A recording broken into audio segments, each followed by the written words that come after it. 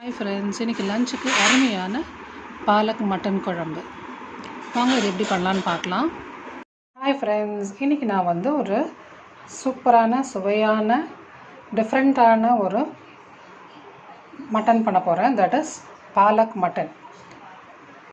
நம்ம ஸ்பைசஸ் இதுக்கு முழு மல்லி, கேஷ்நட், பட்டை, ஏலக்காய், ஜாதிபத்திரி, Kashmiri chilli, normal whole chilli, pepper இதெல்லாம் நம்ம தனித்தனியாக வறுத்து நம்ம பொடிச்சு எடுத்துப்போம். அடுப்பை கம்மி பண்ணி வச்சுட்டு நம்ம மல்லியை வறுத்து எடுத்துக்கலாம். முதல்ல மிளகாவை நம்ம வறுத்துடலாம். பட்டை, ஜாதிக்காய், ஏலக்காய் இதெல்லாம் நல்லா வறுத்துடலாம். நெக்ஸ்ட் நம்ம பெப்பரையும் வறுத்துடலாம், மிளகையும். நெக்ஸ்ட் நம்ம முந்திரி பருப்பையும் வறுத்துடலாம். அது ரொம்ப லைட்டாக வறுத்தா போதும்.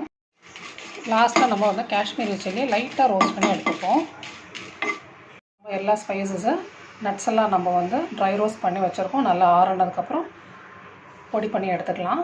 குக்கரில் நம்ம தேங்காய் எண்ணெய் ஊற்றிக்கலாம். எண்ணெய் சூடானதும் வெங்காயத்தை போட்டு நல்லா வதக்கிக்கலாம்.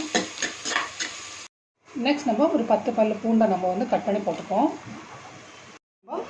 மசாலா பவுடர் பொடிச்சு வச்சாச்சு. தக்காளியை நம்ம கட் பண்ணி இப்போ அரைச்சி எடுத்துக்கலாம். நெக்ஸ்ட் நம்ம பாலக்கீரை கொஞ்சம் அரிஞ்சு போட்டுக்கலாம்.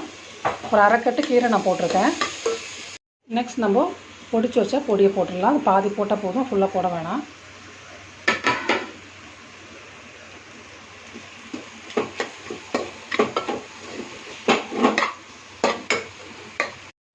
நம்ம ஒரு 3 கிளாஸ் தண்ணி ஊற்றிக்கலாம். தேவையான அளவுக்கு உப்பு போட்டுக்கோங்க. இப்போ கிரேவி நல்லா கொதிக்க ஆரம்பிச்சிச்சு. இந்த டைமில் நம்ம மட்டனை போட்டுடலாம்.